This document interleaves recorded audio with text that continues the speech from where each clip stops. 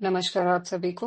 स्वागत है आप सभी का श्री साईं सचरित्र के तीसरे सोपान के 5वें अध्याय जिसका नाम है दाता की दक्षिणा का मर्म। अब तक दो एक प्रसंगों में साईं बाबा द्वारा भक्तों से दक्षिणा मांगने की चर्चा आई है।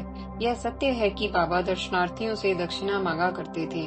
इस संबंध में कुछ कथाएं यहाँ संकलित हैं, जिनसे इस प्रश्न का भी समाधान होता है कि एक विरक्त और फकीर होते हुए भी उनका दक्षिणा मांगने का मर्म क्या था और दक्षिणा का वास्तव में साईं के लिए क्या अर्थ था, क्योंकि वह तो स्वयं दाता है। किसी से स्वयं के लिए दक्षिणा मांगे यह विस्मयकारी है। रतन जी शाहपुर जी नामक निजाम रियासत में एक सफल और प्रसिद्ध व्यापारी थे। बाह्य रूप से वह समस्त भोगों एवं ऐश्वर्यों से संपन्न होने से परम सुखी प्रतीत होते थे, किंतु वस्तुतः ऐसे ही थे। पर्याप्त दान पुण्य आदि करने के बाद भी उनका हृदय संतानाभाव के कारण संतप्त रहता था।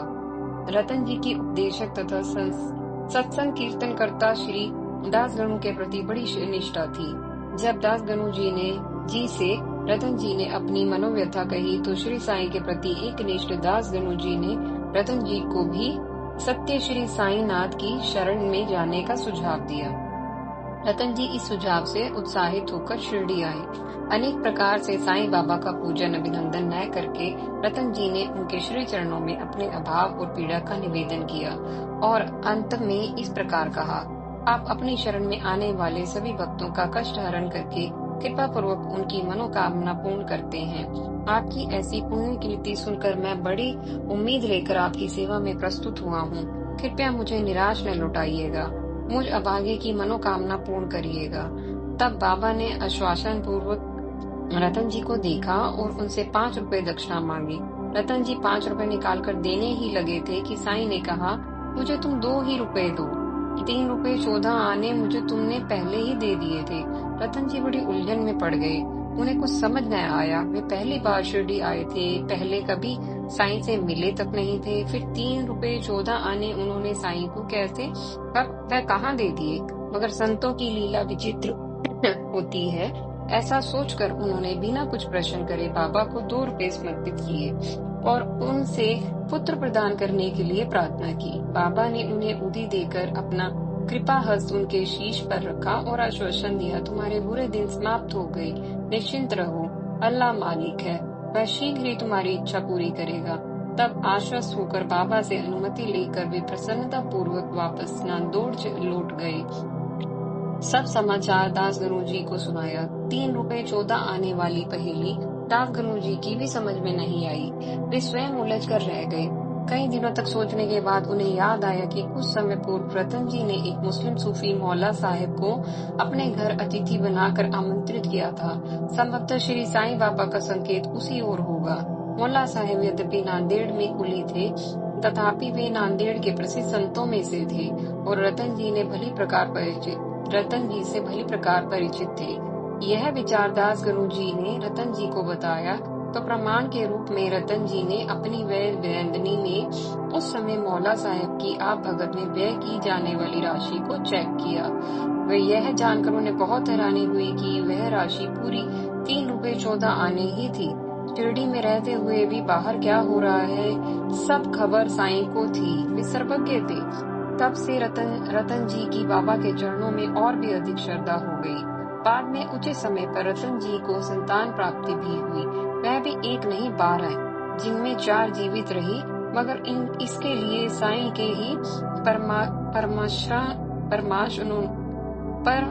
परामर्शानुसार रतन जी को दूसरा विवाह करना पड़ा था। बाबा भक्तों को आसक्ति से दूर करने तथा धन के प्रति मोह त्याग कर चित्त शुद्धि करने के निमित्त ही दक्षिणा लेते थे, अपने स्वार्थ गुजारे के लिए नहीं। यह बात अनेक प्रसंगों में सिद्ध होती है। यहाँ इस प्रकार के 2 एक प्रसंग दिए जा रहे हैं। इनमें प्रथम प्रसिद्ध कलाकार गणपति राव बोडस ने अपनी आत्मकथा में इस प्रकार से विचारा है, बाबा के बार बार आग्रह करने पर मैंने अपने रुपयों की थैली उनके सामने उलट दी। परिणामत मुझे जीवन में कभी पैसे की कमी नहीं हुई और सदैव प्रचुर लाभ होता रहा। Professor C.K. नार्गे से बाबा ने किसी अवसर पर 15 रुपए दक्षिणा मांगी थी। प्रोफेसर साहब ने कहा कि उनके पास एक पाई भी नहीं है। तब बाबा ने मुस्कुराकर कहा, मैं जानता हूँ, किंतु तुम योग वशिष्ठ का अध्ययन करते हो, उसमें से दक्षिणा दो। श्री हेमाड पंथ के अनुसार यहाँ बाबा का दक्षिणा से अर्थ योग वाशिष्ठ ग्रंथ को भली प्रकार हृदयम करना है। एक अन्य प्रसंग श्रीमती तरखड़ का है। तरखड़ परिवार के पाठक पिछले अध्यायों से परिचित हो चुके हैं। श्रीमती तरखड़ से एक अवसर पर श्री बाबा ने 6 रुपए दक्षिणा मांगी। तब श्रीमती तरखड़ बहुत दुखी हुई। उनके पास उस समय देने के लिए कुछ भी न था। श्री तरखड़ ने अपनी पत्नी को समझाया कि वो दुखी न हो। बाबा का तात्पर्य 6 रुपयों काम, क्रोध, लोभ, मद, मोह और मात्सर्य से है। बाबा ने सहमति से सिर हिलाया। साईं के पास दक्षिणा से जो धन एकत्रित होता था वह धोनी के लिए लकड़ियां खरीदने तथा अन्य भक्तों को प्रसाद रूप में देने में व्यय हो जाता था। बाबा को धन का मोह नहीं था। 10 वर्षों से हजारों रुपए दक्षिणा में मिल जाने के बाद भी जब उन्होंने महासमाधि ली तब उनके पास अति स्वल्प राशि थी। यद्यपि प्रारंभ में साईं दक्षिणा में कुछ भी नहीं स्वीकारते थे, न ही वे किसी से कुछ मांगते थे, किंतु संतों के पास खाली हाथ जाना अच्छा नहीं समझा जाता, अतः लोग उनके लिए कुछ न कुछ लाते। तब उन्होंने उनके लिए पैसों, भेंट, दक्षिणा में से मात्र 1 पैसा लेना आरंभ किया, जो उनकी झिलम के तंबाकू, बीड़ी अथवा दिए जलाने के लिए तेल खरीदने में व्यय हो जाता था। शनै शनै बाबा का यश जब इतना विस्तृत हो गया कि झुंड के झुंड दर्शनार्थी उनके दर्शनार्थ आने लगे, तब बाबा ने उनसे दक्षिणा लेना आरंभ किया और उस धन को भी वे अपने पास जोड़ते नहीं थे। अनेक भक्तों से वे स्वयं कोई निश्चित रकम अपनी इच्छा अनुसार भी दक्षिणा में मांग लिया करते थे। यह उनकी विशेषता थी। श्री हेमाड पंथ ने अपने ग्रंथ में दक्षिणा की मीमांसा इस प्रकार की है। श्रुति अनुसार स्वर्ण मुद्रा के अभाव में भगवत पूजन भी अपूर्ण है। अतः जब ईश्वर के पूजन में मुद्रा आवश्यक है तो फिर संत पूजन में क्यों न हो। इसलिए शास्त्रों में ईश्वर, राजा, संत व गुरु के दर्शन अपनी सामर्थ्य अनुसार बिना कुछ अर्पण किए नहीं करना चाहिए। इस संबंध में उपनिषदों में भी कुछ नियमों का वर्णन भी किया गया है। बृहदारण्यक उपनिषद के अनुसार दक्ष प्रजापति ने मनुष्यों, देवों, दैत्यों के सम्मुख द अक्षर का उपदेश दिया था। देवताओं ने द से दम का अर्थ लिया और आत्म नियंत्रण का अभ्यास करने लगे। मनुष्यों ने द से दान और राक्षसों ने दया का अर्थ लिया। तैत्तिरीय उपनिषद में भी दान व अन्य सात्विक गुणों को अपनाने की बात आई है तथा विश्वास पूर्वक, विनम्रता और आदर पूर्वक दान देने की भी बात आई है। अतः भक्तों को कांचन त्याग का पाठ पढ़ाने के लिए व उनकी आसक्ति दूर कर चित्त शुद्धि करने के लिए बाबा दक्षिणा लिया करते थे, ऐसा उन्होंने माना है। यहाँ ठाणे के श्री बीवी देव, जो साईं के परम भक्त थे, द्वारा साईं लीला पत्रिका में प्रकाशित लेख के कुछ अंश भी जान लेने उचित होंगे। इससे दक्षिणा के मर्म पर तथा बाबा के दक्षिणा मांगने की शैली पर समुचित प्रकाश पड़ता है, जो इस प्रकार है। बाबा हर एक से दक्षिणा नहीं लेते थे। बिना मांगे दी जाने वाली दक्षिणा को वे कभी स्वीकार कर लेते थे, कभी नहीं। उनकी इच्छा के विरुद्ध दक्षिणा देने पर वे उसे उठा ले जाने को कहते। स्त्री और बालक से भी वे दक्षिणा ले लेते थे। वे केवल भक्तों से ही मांगते थे, जो इस प्रतीक्षा में रहते थे कि बाबा मांगेंगे तभी दक्षिणा देंगे। उनसे वे कभी मांगते नहीं थे। निर्धनों से वे दक्षिणा नहीं मांगते थे। ऐसा भी नहीं था कि वे सभी धनाढ्यों से दक्षिणा मांगते थे। मांगने पर भी दक्षिणा न दिए जाने पर वे क्रुद्ध नहीं होते थे। यदि कोई बाबा के लिए दक्षिणा या भेंट दूसरे किसी के माध्यम से भेजता और दूसरा भूल जाता तो बाबा उसे याद दिलाकर दक्षिणा या भेंट ले लेते थे। कभी कभी वे दक्षिणा का कुछ अंश देने वाले को लौटा देते और उसे संभाल कर रखने या पूजा में रखने के लिए कहते थे। इससे दाता को बहुत लाभ होता था। किसी से दक्षिणा अधिक मांग लेने पर यदि उसके पास न होती तो वे उसे उधार लेने या दूसरों से मांग कर देने के लिए भी कहते थे। किसी से वह दिन में 3-4 बार भी दक्षिणा मांग लिया करते थे। यदि कोई बहुत अधिक मूल्यवान पदार्थ भेंट के लिए लाता था तो बाबा अत्यंत क्रोधित हो जाते थे और लाने वाले वक्त को तुरंत उस भेंट या दान को उठा ले जाने को कहते। वे अपशब्दों का उच्चारण करते थे। गुरु, देवता, संत, राजा आदि के पास खाली हाथ नहीं जाना चाहिए। यह नियम आदर प्रदर्शन एवं मर्यादा की रक्षा के लिए है। इसमें भेंट स्वरूप मुद्रा या धन ही ले जाएं, यह अनिवार्य नहीं। कोई वस्त्र, खाद्य पदार्थ अथवा वस्तु, यहाँ तक कि मात्र पुष्प भी ले जाए जा सकते हैं। सत्य तो यह है कि जो हमें और सभी को देने वाला है उसे हम दे ही क्या सकते हैं। अतः यह मात्र भाव पर आधारित है, और जब भाव प्रधान है तो वस्तु गौण हो जाती है। अतः वह पूजा को स्वर्ण मुद्रा के अभाव में पूर्ण नहीं होती। वास्तव में पूजा है ही नहीं, वह कोई अनुष्ठान कर्मकांड भी हो सकता है। अतः श्री हेमाड पंथ का यह तर्क कि जब ईश्वर पूजा में मुद्रा आवश्यक है तो संत पूजा में क्यों न हो, मुझे मान्य नहीं। पूजा में मुद्रा प्रयोग रुचि अनुसार भले ही कर लिया जाए, आवश्यक नहीं माना जा सकता। इस प्रकार के प्रसंग या तो शेपक जो बाद में शास्त्रों में जोड़े गए हैं, अथवा इसका इशारा मात्र यज्ञादि एवं साकम्य अनुष्ठानों की ओर है।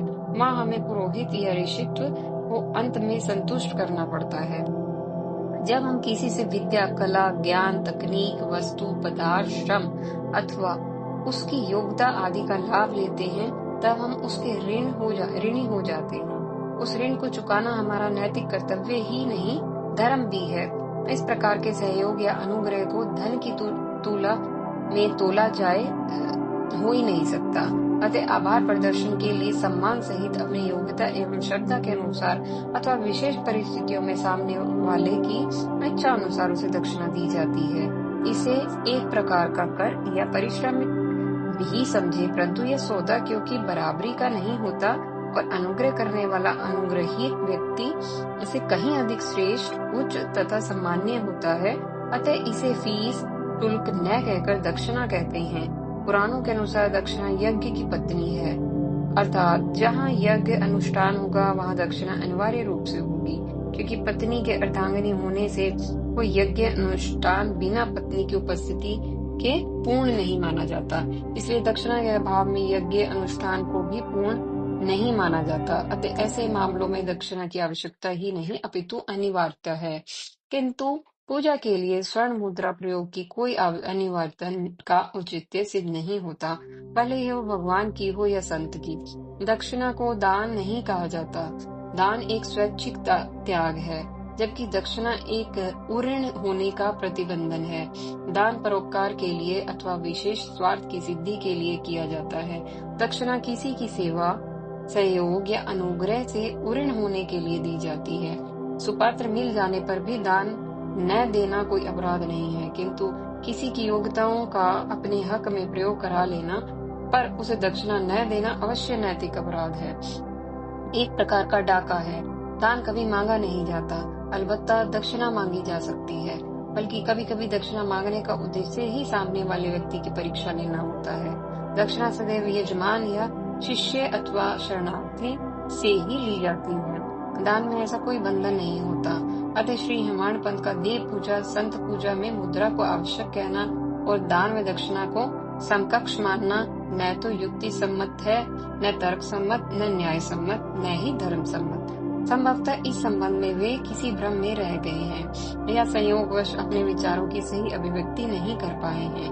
उनका यह स्पष्टीकरण कि यह साईं भक्तों की आसक्ति व कांचन मोह को समाप्त कर उन्हें शुद्ध चित्त बनाने के लिए किया करते थे, भी भ्रामक अथवा अपूर्ण ज्ञात होता है। क्योंकि यदि यही सत्य माना जाए तो इस सिद्धांत का पालन बाबा को सबके साथ करना चाहिए था।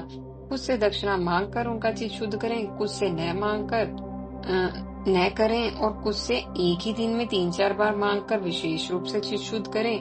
अपने भक्तों के साथ ऐसा पक्षपात साईं तरीके संत कैसे कर सकते हैं? फिर कुछ को वेद दक्षिणा का कुछ अंश लौटाकर उसे संभालने या पूजा के लिए देते थे, ताकि उनके यहाँ बरकत रहे और उससे दाता को बहुत लाभ होता था। ऐसा श्रीदेव के लेख में जिक्र है। तो यहाँ चित्त शुद्धि और धनासक्ति का एक सिद्धांत कहाँ टिका रहता है?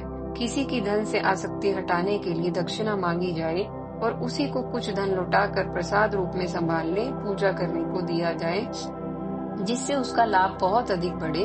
दूसरे शब्दों में धनासक्ति और बढ़े। यह कुछ हजम होने लायक बात है क्या?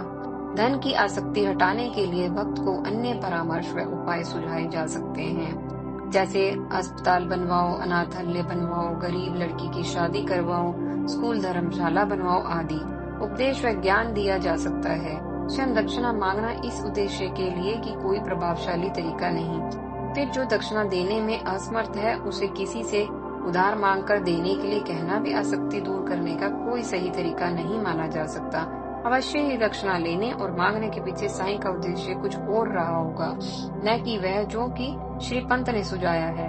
न्यायपूर्ण तथ्य तो यह है कि महापुरुषों के जीवन चरित्रों के जो व्यवहारिक रहस्य हम सुलझा नहीं पाते, उन्हें उनकी लीला बताकर हम बरी हो जाते हैं, अपना पल्ला झाड़ लेते हैं। यह विधि फिर भी उचित है, किंतु यदि हम उनकी ऐसी किसी लीला का विवेचन करें या मर्म समझाएं तो हमें समग्र, सूक्ष्म एवं निष्पक्ष व गहन दृष्टि से विचार करना चाहिए, ताकि अर्थ का अनर्थ न हो और आने वाली पीढ़ियां दिशा भ्रमित न होने पाए। एक लेखक के शब्द में क्योंकि भविष्य एवं वर्तमान में प्रमाण के रूप में प्रयुक्त होते हैं और प्रकाशित होने से स्थायी हो जाते हैं, अतः उसका यह विशेष उत्तरदायित्व होता है कि ऐसे विषयों की ही समीक्षा करे जिसमें वह साधिकार व्याख्या करने में समर्थ हो। यदि ऐसा नहीं है तो सामर्थ्यानुसार विवेचन करने के बाद वह निवेदन भी कर दे कि यह मेरा स्वविचार है, गलत हो सकता है। अपनी योग्यता अनुसार पाठकगण इस विषय में अनुसंधान करके किसी निर्णय पर पहुंचे या फिर ऐसे विषयों को छेड़े ही नहीं, मौन रह जाएं, क्योंकि अधूरा या गलत बताने से चुप रहना अच्छा है। उससे लोग दिशा भ्रमित नहीं होते और हम जाने अनजाने होने वाले इस अपराध के लिए दोषी नहीं होते। यदि प्रबुद्ध पाठकगण पूर्वाग्रह से मुक्त होकर निष्पक्ष रूप से विचार करेंगे तो निश्चित ही इसी नतीजे पर पहुंचेंगे कि साईं बाबा का दक्षिणा मांगने का मर्म अवश्य ही कुछ और रहा होगा। वह क्या था, इसे समझ लेना ही साईं की लीला को समझ लेना है, और यह महाज्ञानियों के बूते की बात है, मुझ जैसे औसत बुद्धि की सामर्थ्य से परे है। तथापि कुछ संभावनाएं अवश्य प्रस्तुत करने का प्रयास करूंगा। शेष निर्णय प्रबुद्ध पाठक स्वयं लेंगे। पहली संभावना है स्वयं को कृपा के लिए अनुबंधित करना। जिस प्रकार कोई अनुष्ठान करने से पूर्व संकल्प लेकर साधक स्वयं को, संभवित देवता को तथा पुरोहित अनुष्ठान करवाने वाले को अनुबंधित करता है, संकल्प से पूर्व नित्य पूजा जाप अनुष्ठान के लिए न तो साधक ही नियम पालन के लिए बाध्य होता है, न ही देवता उस साधना काल में वहां उपस्थित रहने के लिए बाध्य होता है, किंतु संकल्प के बाद साधक साध्य दोनों ही साधना के नियम पालन और साधना स्थल पर सत्सम्य अनुकूल भाव से अनुष्ठान पूर्ण होने तक उपस्थित होने के लिए नैतिक रूप से बाध्य हो जाते हैं, क्योंकि अनुबंधित हो जाते हैं। इसी प्रकार अनुग्रह करने वाला भी और अनुग्रहित होने की इच्छा रखने वाला भी दक्षिणा द्वारा अनुबंधित हो जाते हैं और अनुग्रह के बाद दक्षिणा देने से उऋण हो जाते हैं। भावावेश में किसी के उपकार को प्रेरित हो जाना एक अलग बात है, और पूर्ण रूपेण किसी को संकट से उबारने के लिए स्वयं कष्ट सहकर ही भी संकट निवारण होने तक सतत प्रयासरत रहना एक अलग बात है। लेकिन यदि हमने उपकार से पूर्व ही उपकृत को उऋण करने के लिए दक्षिणा ले ली तो हम नैतिक व आत्मिक रूप से अब उसका संकट दूर कर देने के लिए अनुबंधित हो गए। अब हम पीछे नहीं हट सकते। यह एक सामान्य सिद्धांत है। साईं सरी के विशिष्ट व्यक्तियों के साथ यह कितना लागू होगा यह विचारणीय विषय है, तथापि संभावना तो बनती ही है। दूसरी संभावना, कृपा के लिए कारण बनाना, क्योंकि बिना कारण के कोई कार्य नहीं होता। अतः यदि हम किसी की दशा को बदलने, उपकार करने, कृपा करके उसे कष्टों से मुक्ति दिलाने में निमित्त बनते हैं, तो हमें उस कार्य के लिए समवाही कारण तो बनाने ही पड़ते हैं। यज्ञ पूर्ण होकर फल मिलता है, किंतु फल की प्राप्ति के लिए यज्ञ निमित्त कारण तो बनता ही है। यदि कारण ही न बनाया जाएगा तो फल रूपी कार्य कैसे संपन्न होगा। कल वर्षा करनी है तो आज वाष्पीकरण करके पहले जल एकत्रित करना ही होगा। यह कारण नहीं बनेगा तो कल वर्षा का कार्य कैसे संपन्न होगा। अतः किसी में पात्रता उत्पन्न हुए बिना उसे सिद्धि प्राप्त नहीं होती। पात्रता कर्म तप से उत्पन्न होती है। यह लंबी प्रक्रिया है, परंतु विशेष परिस्थितियों में तुरंत सिद्धि के लिए अनुष्ठानों दक्षिणा द्वारा स्वयं को सिद्धि के लिए अधिकारी बनाया ही जाता है। अतः दूसरे को अपनी कृपा का अधिकारी बनाना दक्षिणा का एक मर्म संभव है। इसके अलावा जैसा कि कालिदास ने कहा है, सज्जनों का लेना भी देने के लिए होता है, साईं बाबा के साथ भी लागू होता है। वे प्राप्त हुई दक्षिणा को लोकोपकार में ही व्यय कर देते थे। इस प्रकार उपकार में अप्रत्यक्ष रूप से उन लोगों को भी पुण्य का भागीदार बना लेते थे जिन्होंने दक्षिणा दी होती थी। यह भी दाता पर कृपा करने या उसका शुभ होने के पीछे एक अप्रत्यक्ष कारण बन जाता है। अन्य दो लोगों का जो उपकार होता है सो अलग। स्वयं साईं ने ही कहा है, मैं जिन लोगों से लेता हूँ उसका 100 गुना मुझे उनको वापस लौटाना पड़ता है। इससे सिद्ध होता है कि साईं का लेना दाता को अधिक देने का कारण बनाने के लिए ही होता है, न कि उसकी आसक्ति समाप्त करने के लिए। अंत में एक बात और, जब तक परामर्श या कृपा का मूल्य चुकाना न पड़े, आदमी उसकी न तो कद्र करता है न ही उसका पालन करता है। यह सामान्य मनोविज्ञान है। स्वयं मेरे पास पहले जो लोग कुंडली दिखाने आते थे, तब मैं किसी से भी दक्षिणा फीस नहीं लेता था। नतीजे के तौर पर बाद में पता चलता था कि कुंडली दिखाने वाले ने कोई बताया गया उपाय किया ही नहीं। तब स्वयं को बहुत कोफ्त होती थी। वह भी कुंडली दिखाने आते जिन्हें वास्तव में जरूरत न होती, मगर बाद में अपने गुरु जी के निर्देशानुसार जब मैंने फीस लेनी शुरू कर दी थी, तो वही व्यक्ति आने लगे जिन्हें वास्तव में जरूरत थी और बताए गए उपाय भी करने लगे। इससे उनका भला तो हुआ ही, मेरा परिश्रम भी व्यर्थ न जाकर सार्थक हुआ और विद्या को समुचित सम्मान भी मिला। अतः आपके परामर्श, सहयोग, मार्गदर्शन की उचित कद्र भी तभी होती है और सामने वाला उनका पालन भी प्राय तभी करता है जब वह उसकी कीमत चुकाता है। यह सामान्य मनोविज्ञान का सत्य है। दक्षिणा मांगना परीक्षा की एक विधि भी है। इससे शिष्य, भक्त, यजमान की गुरु, स्वामी, पुरोहित के प्रति श्रद्धा, आदर तथा उसकी आज्ञा मानने की प्रवृत्ति का भी पता चलता है।